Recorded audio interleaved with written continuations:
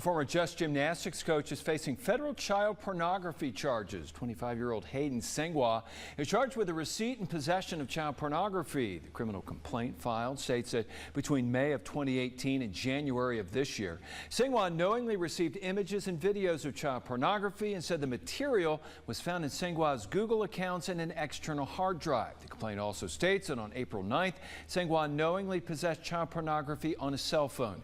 Sengua pleaded not guilty and is scheduled to return to court this Friday. If found guilty, Sengua could face up to 25 years in prison. A message sent to parents by Just Gymnastics says his employment there was terminated in May of 2024 for circumstances unrelated to these charges.